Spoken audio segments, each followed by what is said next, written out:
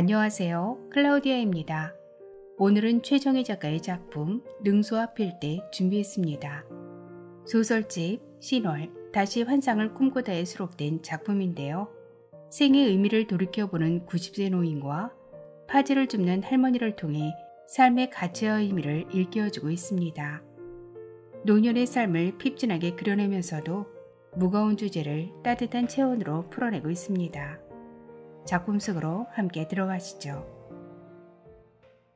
능수와 필대, 최정희. 먼지를 머금은 바람이 잔디를 쓸고 갔다. 학교 담장을 따라 심어진 배롱나무가 마치 귀기가 서려 있는 듯 처연히 붉은 빛을 뿜어내고 있다. 배롱나무라 쓰인 이름표가 나뭇가지에 대롱 매달려 흔들거린다. 쭈글쭈글 얽어진 꽃잎이 꼭 늙은이의 주름마냥 가지마다 빼곡히 박혀있다. 실바람의 꽃잎 하나가 허공에서 고개를 하듯 빙글 돌다가 내 어깨 위로 톡 떨어진다.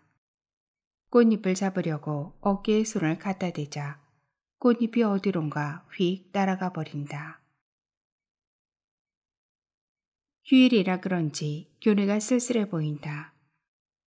등나무에 진지 몸을 휘감은 능수와 졸개들이 등의 숨통을 끊어버릴 것만 같다. 나는 표정을 일그러뜨리며 왼손을 가슴께에 갖다 대고 등나무 아래 벤치에 조용히 앉는다. 눈앞에 능수와 한 줄기가 힘없이 쭉 늘어져 있다. 까치밥처럼 나무줄기에 꼭 붙어있는 두세 송이 꽃이 나를 유혹하는 것 같다. 어디서 다쳤는지 한쪽 다리를 쩔뚝이는 검은 고양이 한 마리가 앞을 지나간다. 배를 골아서인지 행동이 영 민첩하지 않다. 고양이는 흔들리는 불안한 눈빛으로 나를 쳐다보고는 시선을 피해 슬며시 가버린다. 건너편 장의자에 몸을 길게 뻗고 죽은 듯이 자고 있는 초로의 노인 한 명이 내 시선을 붙잡는다. 햇빛에 많이 노출된 듯 안색이 검고 굴곡진 삶을 살아온 것처럼 손마디가 굵고 투박하다.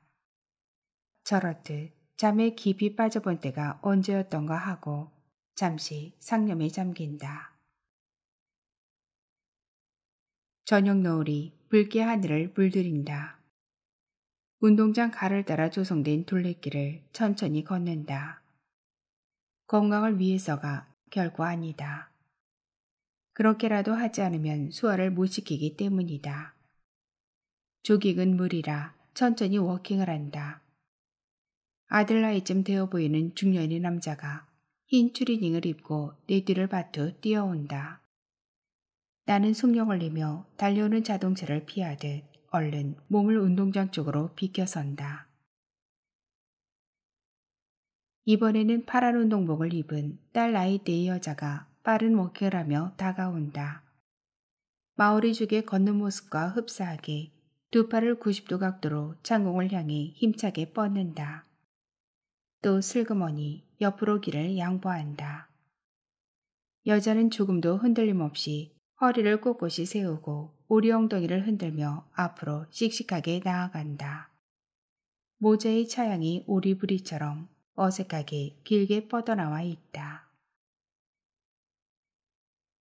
운동을 마치고 김밥 천국에 들어가 김밥 한 줄과 오뎅 2개를 주문한다. 김밥 한 줄만 해도 겨우 먹는데 이 안에서 어묵을 덤으로 시킨다. 먹는데 시간도 걸리고 혼자 식탁을 차지하고 있는 게 눈치가 보여서다. 다음부터는 김밥 한 줄만 사가지고 집에 가서 먹을까 싶다. 김밥 천국에서 나와 다시 학교로 향한다. 백로라는 절기가 지나서 그런지 제법 날씨가 시원하다. 백로때 비가 오면 풍년이 든다는 옛말이 생각난다. 운동장을 또 3바퀴 돌고는 어둡기 전에 집으로 향한다. 주택가의 이면도로를 따라 걸어가다가 건널목 앞에 선다. 차들이 지나가기를 한참 기다리다 좌우를 살피며 조심스럽게 도로를 걷는다. 그때 난데없는 1톤 트럭이 경적을 울리며 빠르게 다가와서 오도 가도 못하고 그 자리에 멈춰 선다. 트럭 운전수의 고함과 클렉슨 소리가 내 귀를 가열차게 치며 지나간다. 조금이라도 힘을 놓아버렸다면 진공청소기 안으로 빨려 들어가는 먼지처럼 차량 안으로 쑥 들어갈 뻔했다. 다리가 후들후들 떨려온다. 갑자기 여기저기서 빵빵거리는 소리가 순식간에 내 귀청을 사로잡는 것과 동시에 자동차 행렬이 도로를 따라 일직선상으로 쭉 서 있다. 나는 손 귀마개를 하고선 그 자리에 털썩 주저앉아 버린다. 순간 요의가 심하게 요동치는가 싶더니 나도 모르게 시원스럽게 소변이 나와버린다. 뜨뜻한 감각이 아랫도리에 서서히 젖어든다. 부끄럽다는 생각보다 사정했을 때처럼 배설의 쾌감이 인다. 나를 알아본 슈퍼 주인이 급히 뛰어나와 자동차를 향해 손을 흔들며 저지시킨다. 어르신, 괜찮으시겠어요? 아휴, 엄연히 횡단보도가 표시되어 있는데 몹쓸 인간들 같으니 지들은 평생 늙지 않을 건가? 놀란 얼굴을 한 슈퍼 주인은 오줌질인 나를 부축하며 말을 건넨다. 슈퍼 주인에게 고맙다는 말을 전하고 아파트 단지 안으로 들어선다. 입구에서 40대 중반 나이로 보이는 경비가 군인처럼 차렷 자세로 서서 반듯하게 오른손을 이마에 올려 경례를 한다. 이제 경비마저 젊은이가 하다니. 20년 된 낡은 아파트 두 동이 서로 마주보고 인사하듯 서 있다. 3년 전에 아내가 위암으로 죽고 30평대 아파트를 팔고 10평대 아파트를 사서 여기로 이사 왔다. 5층 건물이고 지하철과 버스 정류장도 가까워 혼자 살기에는 편리한 곳이다. 현관문 열쇠 구멍 안으로 키를 넣으려는 순간 애완견인 쫑이 문짝을 거칠게 핥히는 소리가 들린다. 문을 따고 안으로 들어가려고 하는 그때 쫑이 문틈에서 쏙 뛰쳐나온다. 바깥에서 꼬리를 흔들며 미친 듯이 팔딱거린다. 얼른 들어와 하고 소리치는데도 녀석은 우왕좌왕 신나서 주체할 수 없는 모양인 듯 아랑곳하지 않는다. 나는 문을 닫아버리고 현관문에 살짝 기대어 문 틈새로 상황을 살핀다. 녀석은 어리둥절한 듯 동작을 멈추고 조용하다. 그제야 살그머니 문을 여니 녀석이 순식간에 안으로 뛰어든다. 녀석은 또 거실을 빙글빙글 돌며 내가 신발을 벗고 올라가자 기다렸다는 듯 내 바지단에 감겨든다. 몸을 구부려 녀석의 등을 부드럽게 만져준다. 몸을 납작하게 엎드린 쫑은 혀를 내밀어 내 손을 끈덕지게 핥아댄다.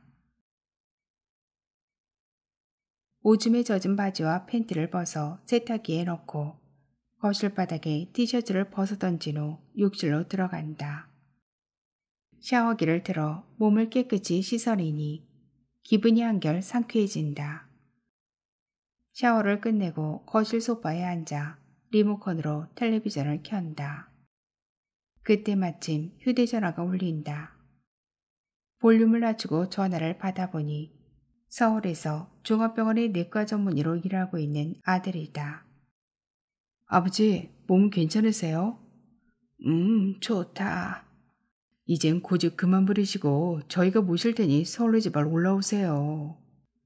난 이래 사는 게 편하다. 다들 별일은 없는가? 네, 그럭저럭. 아시다시피 작은 애가 모레 교환학생으로 미국 가요. 몸 조심하라고 해. 예. 두세 마디 통상적인 안부말이 서로 오가고 긴 침묵이 이어진다. 피곤하니 그만 끊자고 아들에게 말하고는 전화를 끊는다. 고개를 돌려 텔레비전 볼륨을 올린다. 이태석 신부의 생애가 다큐멘터리 드라마로 방영되고 있다. 의사로 부귀영화를 누릴 수 있음에도 평범한 욕망을 일제 거부한 채 아프리카에서 봉사만 하고 살다간 사람. 갑자기 목울대에서 뜨거운 것이 올라온다. 그분과 비교하니 네 자신이 한없이 작아 보인다. 죽었다 깨어나도 난 그럴 수 없는 인간이다. 저분의 뇌구조는 필시 보통 사람들과 다르게 형성되어 있을 거야. 밤이 이슥한데도 잠이 오지 않아 몸을 뒤척이다 겨우 잠이 든다. 파리한 얼굴을 한 아내가 빙그레 웃으며 나타난다. 이 여편네야, 당신의 죽음으로 인해 우리 관계는 이젠 영원히 끝났어. 당신의 세계로 돌아가란 말이야. 왜 자꾸 나타나서 딸을 괴롭혀?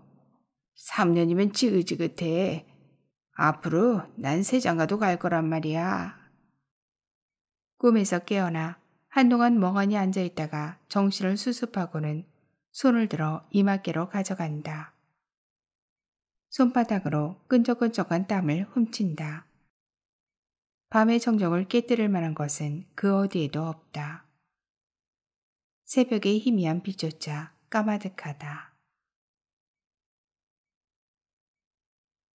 아침에 일어나 쌀을 씻어 전기밥솥에 앉힌다. 세수를 하기 위해 욕실로 들어가니 암모니아 냄새가 훅 끼친다. 쫑이 오줌 냄새다. 저도 미안한지 저만치 물러서 있다. 샤워기를 틀어 욕실 바닥의 우물을 흘러보내고 얼굴을 씻은 후 거울을 들여다본다. 내년이면 91살이 된다. 친구들도 이제 다 죽고 없다. 반찬 가게에서 구입한 김치, 연근조림, 고등어조림, 취나물 무침과 함께 아침 식탁을 차린다. 쫑이 식사를 위해 인스턴트 먹이를 봉지에서 한 줌 꺼내어 바닥에 뿌려주니 녀석이 와락 달려들어 먹기 시작한다. 밥통을 여니 뜨거운 김이 얼굴에 와 하고 달려든다. 밥주걱으로 그릇에 밥을 퍼담고 의자에 앉으려 하니 그새 다 먹은 녀석이 눈을 말똥거리며 나를 쳐다본다. 더는 안 돼. 비만증이라고 의사 선생님께 야단 맞았어. 너를 요구셔가 아니라 똥개를 키웠다고 말이야. 녀석의 종은 요구셔 테리어다. 아내가 죽자 혼자 사는 게 너무 적적해 애견센터에서 은피터를 반짝이는 녀석을 반려자로 맞아들였다. 나에게 재롱 부리는 모습이 너무 귀여워 자꾸 맛있는 것을 주다 보니 몸이 점점 통통해지기 시작했다. 그러다 예방접종을 마치기 위해 동물병원으로 데리고 갔는데 성인병에 걸렸다고 의사가 나무랐다. 동물도 사람하고 똑같아서 영양 과잉이면 병에 걸리니 주의하라고 했던 것이다. 쫑이 먹이도 다 떨어져 가고 운동이라 생각하며 천천히 걸어서 대형마트로 향한다. 매장 안으로 들어가니 평일이라 한산해서 편안한 마음이 든다. 과일처럼 풋풋한 아가씨가 미니스커트를 입고 바나나를 썰면서 먹어보라고 권한다. 먹고 싶으나 사지도 않을 건데 왠지 미안한 마음이 들어 그냥 지나친다. 연고동색 배낭을 맨 노파 2명이 다가가더니 잘라놓은 바나나를 플라스틱 이쑤시개로 태연히 먹기 시작한다. 한 접시에 가득 담긴 바나나 조각들이 차례대로 없어진다. 결국 접시에 담긴 바나나를 다 먹은 후에 바나나를 사려는가 생각했다. 접시에 놓인 바나나를 다 먹은 노파 1명은 다른 코너로 옮겨가 물건을 고르고 있다. 그때 마침 중년으로 보이는 여자 1명이 다가오자 판매 아가씨는 얼른 바나나 1개의 껍질을 벗겨 썰면서 드셔보라 말하며 쟁반 위에 올려놓는다. 여자는 먹지 않고 그냥 지나쳐 버린다. 마치 기다렸다는 듯이 나머지 1명의 노파는 잽싸게 또 바나나를 먹기 시작한다. 나는 끝까지 어떻게 하는지 보고 싶어 가지 않고 그곳을 줄곧 응시한다. 노파는 끈질기게 서서 표정 하나 흐트리지 않고 야금야금 먹고 있다. 굵직한 얼굴주름이 지렁이처럼 꿈틀거린다. 옷차림을 보아도 그리 가난에 허덕이는 것 같지 않아 보인다. 이와 같은 방법으로 몇 번을 반복하더니 속을 양껏 채우고서야 그 자리를 유유히 떠난다. 물론 바나나를 사지 않고서다. 같은 나이대라 그런지 내가 꼭 죄를 지은 것만 같아 얼굴이 달아오른다.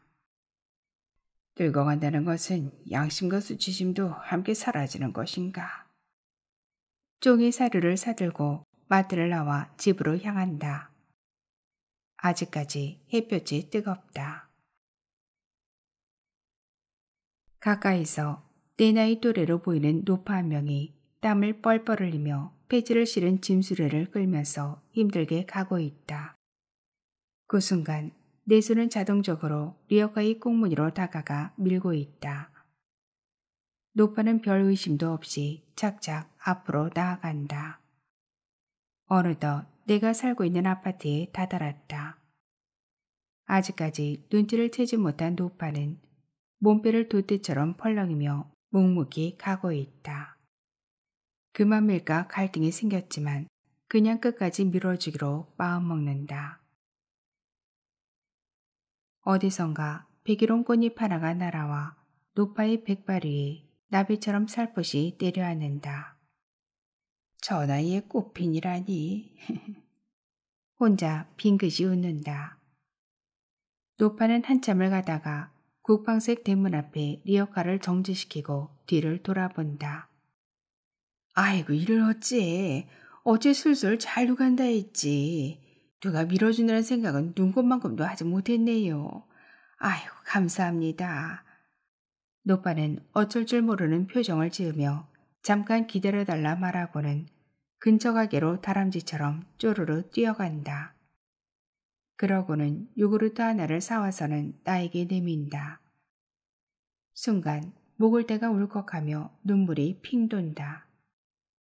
슈퍼에서 20개가 든 한 꾸러미의 요구르트를 사서 유통기간 내에 다 먹지 못하고 내다버린 요구르트가 떠오른다. 거절하는 것도 예의가 아닌데 잘 먹겠습니다 하고 일에 몸을 들어 도망치듯 빨리 걷는다. 실은 글썽이는 눈물을 감추려고 했는데 오해는 하지 말았으면 하는 마음이다. 집으로 돌아와 소파에 털썩 주저앉는다.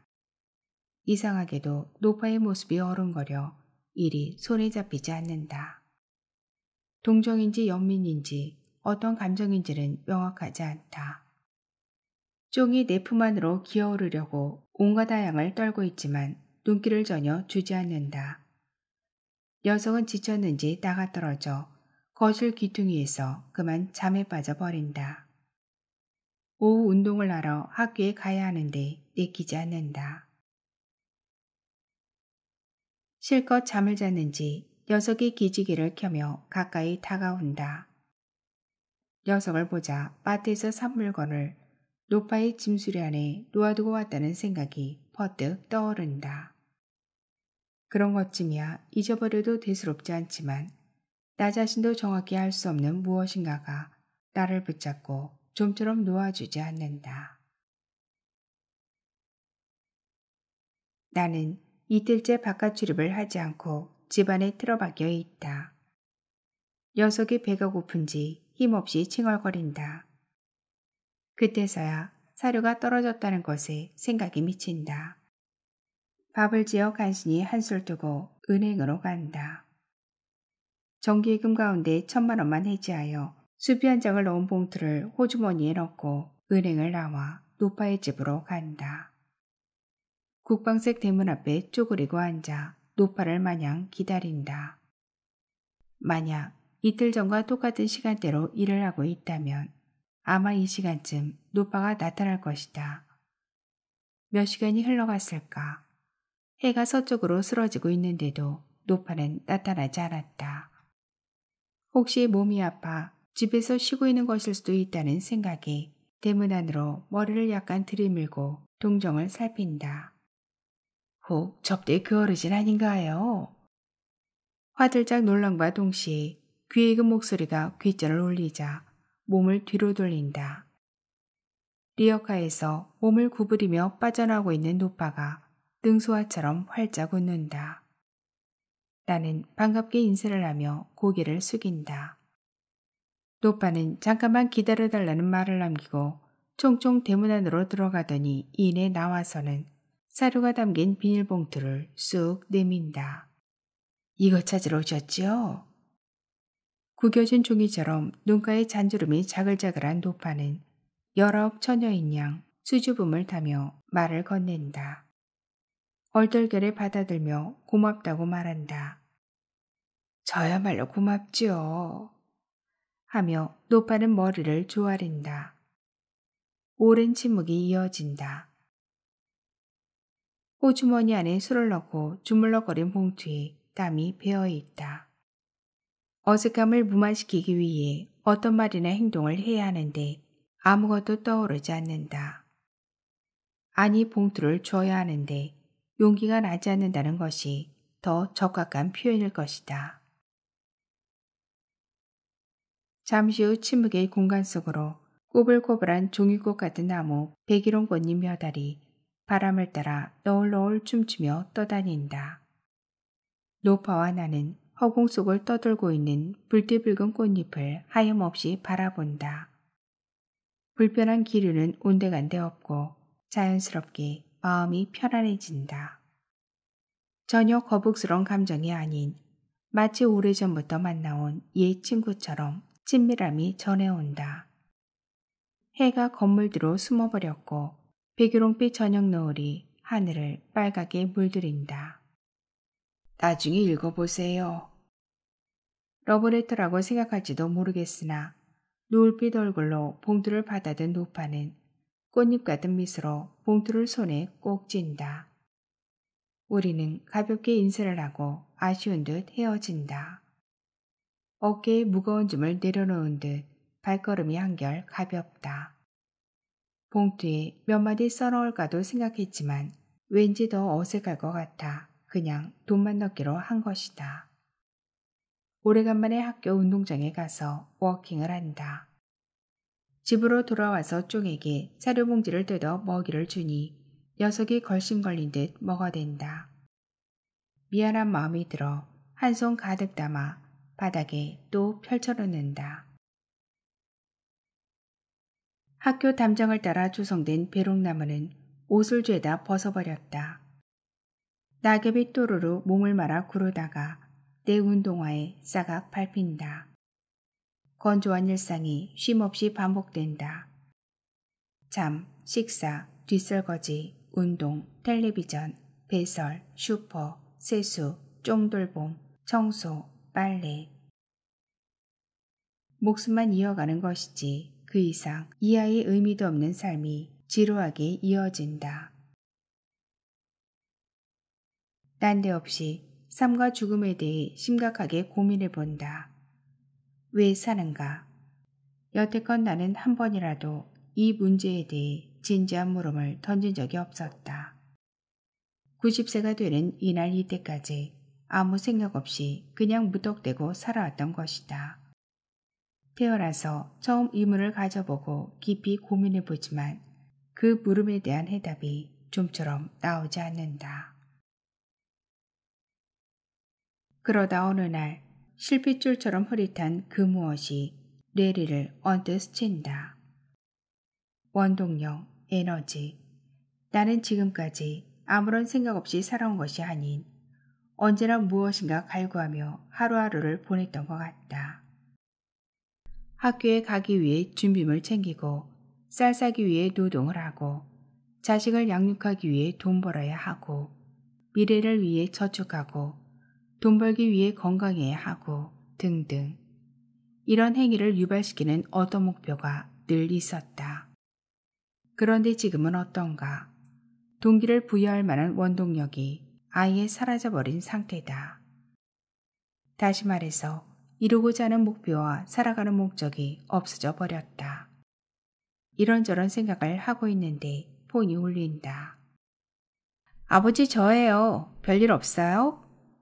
뭔 별일이 있겠어. 너희들도 다 잘 있지? 예, 아버지. 제발 서울로 올라오셔서 같이 살아요. 혼자 적적하지 않으세요? 싫다. 난 고향에서 죽으련다. 혼자 사는 게 편해서야. 암튼 아버지 고집은 알아줘야 한다니까. 그건 그렇고 다음 주 일요일이 아버지 생신이니 전날인 토요일에 남서방하고 오빠 올케랑 한 차로 같이 내려갈게요. 그래, 알았어. 조심해서 와. 딸과 통화를 끝내고 생각에 잠긴다. 자식과 함께 사는 것이 죽기보다 싫다. 그 이유는 불편함이다. 또한 부산에서 태어나 여태껏 살아온 고장을 떠난다는 게 마치 머나먼 타국으로 이민 가는 듯한 기분이 들기 때문이기도 하다. 이대로 혼자 여기서 편안히 살다 그냥 죽고 싶을 뿐이다. 매일매일 살아가야 하는 의무감에 가슴이 답답하다. 누군가 살아가는 이유를 나에게 명쾌하게 설명해 주었으면 좋으련만. 이런저런 생각을 하고 있는데 느닷없이 폐지를 끌고 다니는 노파의 모습이 눈앞에 아른거린다. 노파는 힘들게 리어카를 끌고 다니면서도 늘 능소아처럼 활짝 웃고 있었다. 이상하게도 노파의 모습을 떠올리니 갑자기 새벽 공기처럼 기분이 상쾌해진다. 자리에서 일어나 바깥으로 나가 도로를 따라 무작정 걷는다. 그러다 어느 지점에서 무턱대고 서서 누군가를 기다리고 있는 내 자신을 의식하고는 깜짝 놀란다. 그 순간 저쪽에서 짐수레를 끌고 오는 노파의 모습이 한눈에 잡힌다. 원인을 알 수 없으나 가슴이 두근거린다. 스스로 주책이라며 자신을 책망한다. 노파가 점점 가까이 다가오자 얼굴이 뜨거워진다. 마침내 나를 발견한 노파는 반갑게 웃는다. 나도 웃음으로 대한다. 끄는 것을 멈춘 노파는 오른손으로 이마에 흐르는 땀을 훔쳐내더니 상쾌한 어조로 말을 건넨다. 아이고 어르신, 그렇지 않아도 기다렸어요. 접대 무슨 돈을. 내가 노파의 말을 중간에서 가위로 종이 자르듯 싹둑 잘라버린다. 그건 제 마음이니 그냥 받아두세요. 그리고 이걸 제가 한번 끌어볼 테니 할멈께서는 뒤에서 좀 밀어주오. 이를 어째, 이런 일을 어르신께서 하실 일이 아니지요. 노파는 어쩔 줄 몰라 한다. 내가 할 일이 없어 집에서 빈둥빈둥 놀다 보니 소화가 안 돼요. 운동 삼아 해보려 하니 너무 심려치 마오. 나도 모르게 당황한 노파에게 용기 있게 내뱉는다. 어쩔 수 없다는 표정으로 노파는 고개를 숙이며 손잡이 아래로 빠져나와 리어카 뒤로 간다. 나는 손잡이를 단단히 잡고 리어카를 끌며 앞으로 나아간다. 생각보다 힘들지 않았다. 노파의 집 앞의 당도에 걸음을 멈춘다. 노파는 가지 말고 잠깐만 기다려달라며 쪼르르 안쪽으로 뛰어간다. 노파가 분명 수표를 가져올 것이라 예상한 나는 얼른 집으로 돌아간다. 움직이고 나니 몸이 한결 가벼워진 것 같다. 밤에는 꿈조차 꾸지 않고 깊은 잠에 빠져버렸다. 아침에 일어나 밥을 먹고 노파의 집으로 향한다. 마침 노파가 대문 밖으로 나오고 있는 중이다.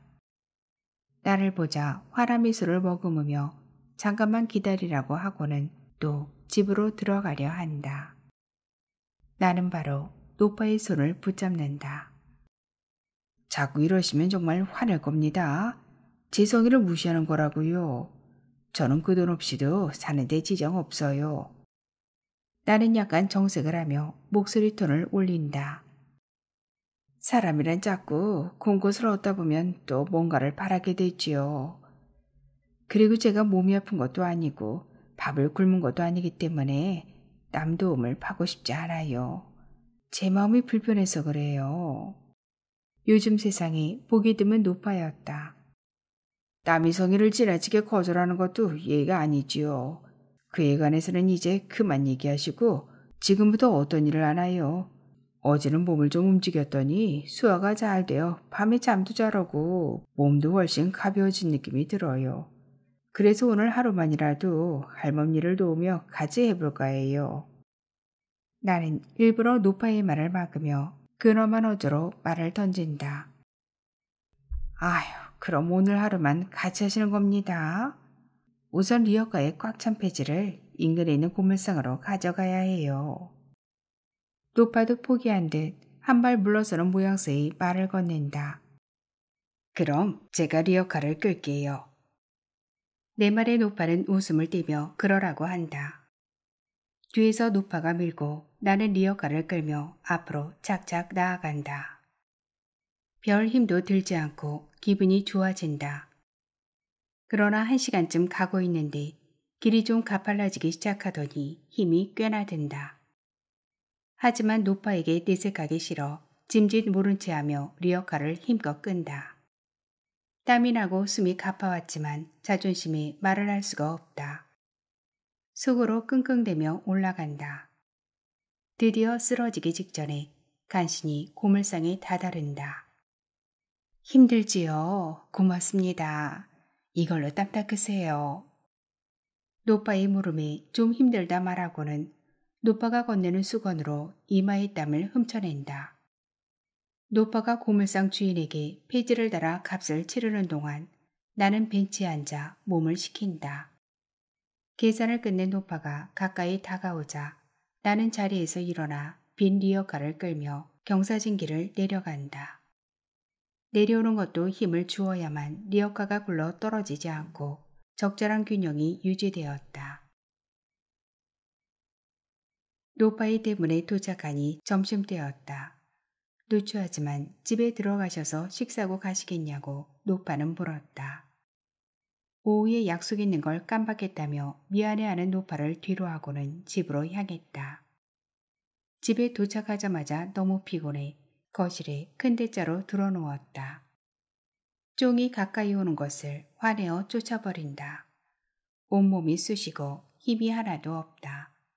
그렇게 힘든 일을 노빠가 거뜬히 해내는 것이 신기할 정도였다. 밤에 자다 몸이 아파 끙끙거린다. 아침에 일어나니 온몸에 몽우리가 져 바늘로 찌르듯이 쑤셔댄다. 어제 어지간히 피곤해 끼니를 걸렀더니 배가 고프다. 용을 쓰며 간신히 몸을 일으킨다. 이 구차스러운 목숨을 연명하려면 뭐라도 요기는 해야 한다. 공연히 노빠 앞에서 힘자랑하다가 몸이 말이 아니었다. 노빠가 존경스럽다. 그런 일을 하며 남 도움 없이 스스로 살아가는 노빠를 보니 내 자신이 한없이 초라해 보인다. 몸이 원래 상태로 겨우 되돌아왔다. 내가 할 수 있는 일이란 과연 무엇인가? 아니 할 수 있는 일이 있기라도 한가? 먹고 자고 속의껏 비우고 씻고 노동의 소중함이 새삼스레 떠오른다. 노파이를 도와줄 수 없는 현실에 화가 난다. 간간히 노파이를 도와 친구처럼 지낼까 했는데 그것마저 불가능한 무기력한 노인이다. 무의미한 하루하루가 덧없이 이어진다. 이런 식으로 죽는 날까지 살아가야만 하는 한심한 존재의 현실. 꿈도 희망도 없이 지속되는 일상의 흐름. 그때 TV 화면을 통해 병원에 누워있는 말기암 환자가 눈길을 끈다. 그는 프랑스인인데 안락사를 허용하는 스위스로 와서 생을 마감하고 있다. 마지막으로 가족들이 보는 앞에서 눈물을 흘리고는 행복했다고 사랑한다며 아름다운 이별을 구한다. 그리고 남은 이들에게 의미 있는 삶을 권하며 포옹하고 입을 맞춘다. 그는 끝으로 죽음을 기꺼이 기쁘게 받아들인다고 선언한다. 그러고는 당당히 떠났다. 말기암 환자는 스위스의 한 병원에서 안락사를 수용하며 사랑하는 가족들에게 마지막으로 의미심장한 말을 남겼다. 다들 의미 있는 삶을 살길 바란다고. 이는 어떤 의미인가? 문득 이태석 신부가 떠오른다. 타자를 위한 삶. 어쩌면 나도 죽음에 임박하면 의미 있었던 삶만이 죽음에 대한 공포로부터 위안을 얻을 것만 같다. 아침에 일어나서 세수하고 청소와 빨래를 한 후 밥 먹고 물 한 잔 마신다. 쫑에게 아침을 먹이고 욕실로 데려간다. 플라스틱 대야에 따뜻한 물을 붓는다. 욕실 바닥에 쪼그리고 앉아 샤워기로 쫑 몸을 물로 적신다. 매번 씻는 일이지만 녀석은 목욕할 때마다 몸을 부르르 떤다. 적당한 양의 애견용 샴푸를 손에 부어 녀석의 몸에 발라 부드럽게 문지른다. 꽃향기가 욕실에 싸하고 퍼진다. 녀석의 털이 몸에 착 달라붙어 앙상한 나뭇가지 같다. 샤워기를 틀어 녀석의 몸을 깨끗이 씻어내고 세숫대야 물로 쫑 얼굴을 씻어준다. 손으로 진득한 눈곱도 떼어주며 눈 주위를 씻어낸다. 수건으로 녀석을 대충 닦아주고 드라이기로 젖은 털을 말린다. 녀석을 거실로 내보내고 욕실을 정리하며 청소한다. 피곤이 몰려와 소파에 앉아 1시간가량 휴식을 취하다 깜빡 잠이 든다. 죽은 아내가 한바구음을 찌으며 오라고 손짓해 내가 따라간다. 계속 아내 곁으로 다가가지만 그 거리는 좀처럼 좁혀지지 않는다.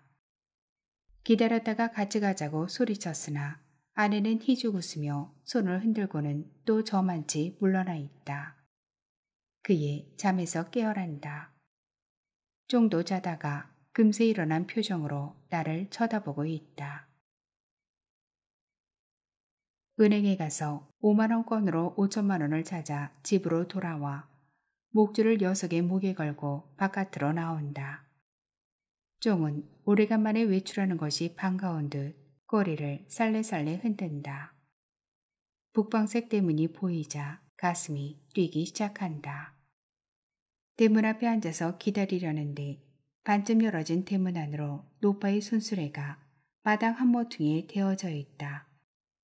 때마침 중년 여인네가 나타나 "니신가요?" 하고 묻는다. 폐지 줍는 할머니를 찾는다고 하니 저쪽으로 돌아서 가보라 한다. 고맙다는 인사를 하고 걸음을 옮긴다. 입구로 보이는 알루미늄 CC문을 똑똑 두드리니 아무런 기척이 없다.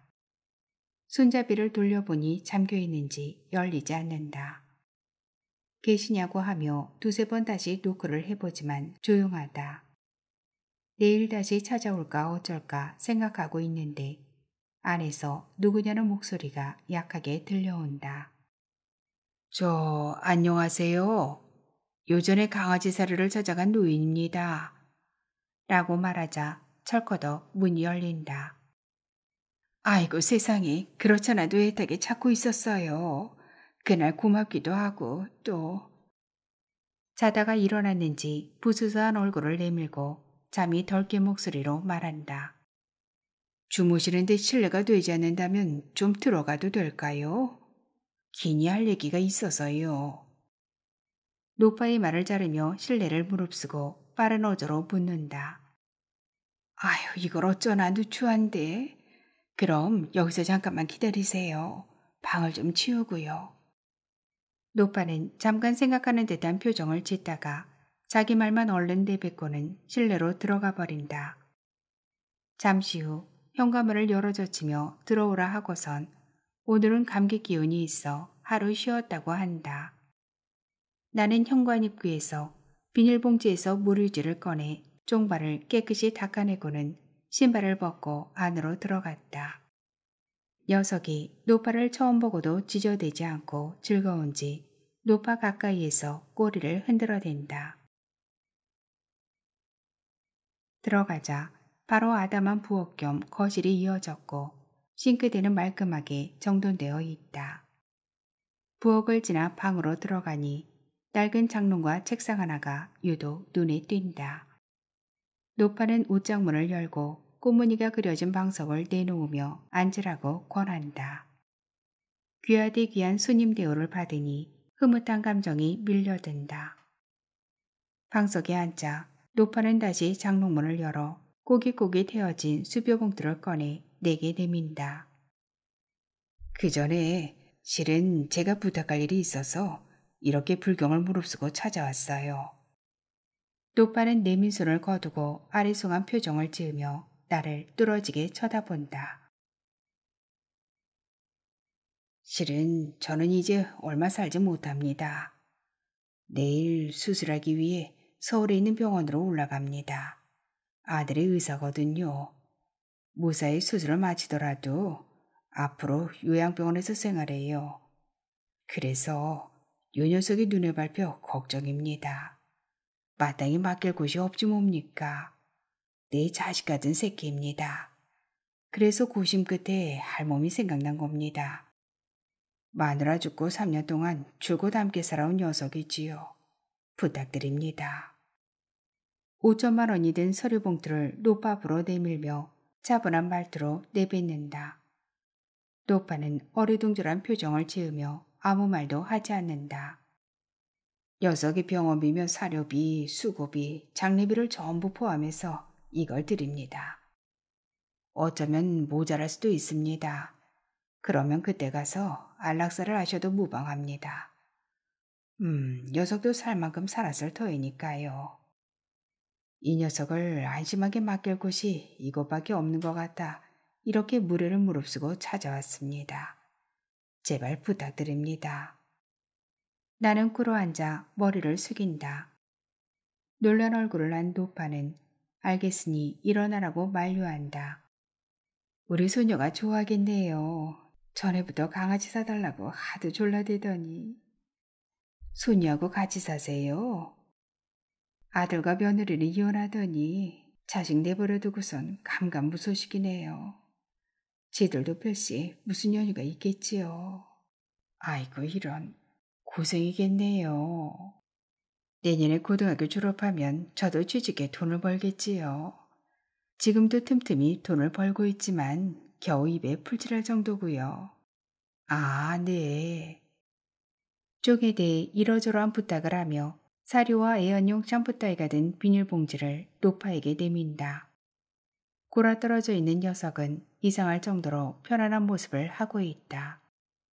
안심한 그때 조용히 일어나 현관 입구에서 노파에게 손을 내밀며 악수를 요청하자 노파가 하얀 웃음을 머금고 손을 내민다. 건강하시고 행복하세요. 수술 잘하시고 안녕히 가세요. 노파의 손을 부드럽게 잡으며 마지막 인사를 한 후 밖으로 나온다. 아직까지 미미하게 남아있는 손의 온기가 자꾸만 내 마음을 뒤흔든다. 불분명하고 야릇한 감정들이다. 가을바람이 옷깃을 스치며 쓸쓸히 지나간다. 집으로 돌아오는 길에 정들었던 학교 운동장을 따스한 눈길로 더듬는다. 인조잔디는 가을이 깊어가는데도 변함없이 푸르다. 자살하는 방법에 대해 이리저리 생각해 본다. 동맥을 끊는다. 겁이 나서 이것은 도저히 못할 것 같다. 옥상에서 뛰어내린다. 만약의 경우 나뭇가지에 걸려 살아난다면 더 곤란하게 될 수도 있다. 목을 맨다. 목 맬 때 좀 떨려도 찰나의 순간만 견디면 간단하지만 자식들이 그 모습을 보고 얼마나 당황해할지 당최 엄두가 나지 않는다. 수면제를 과다 복용한다. 의사에게 잠이 오지 않는다고 처방받아 모으면 되겠지만 시간이 많이 걸리고 요즘 약은 옛날처럼 치명적이지 않아 살아날 경우가 있다 하고 부작용도 많다 하니 꺼림직하다. 식탁에서 유서를 쓴다. 사랑하는 네 자식들아, 너무 슬퍼하지 마라. 언젠가는 떠나야 할 인생 조금 더 일찍 헤어졌다고 생각하렴. 난 지금까지 별 어려움 없이 건강하게 잘 살아왔단다. 너희들이 태어나서 정말 기뻤고 걱정 끼치지 않고 잘 살아줘서 너무 고맙다. 그리고 그 무엇보다도 너희들이 있어서 많이 행복했단다. 여태껏 행복만 누리다가 더 이상 불행과 마주할 용기가 없을 뿐더러 지금 사는 것 자체가 나에게는 불행이다.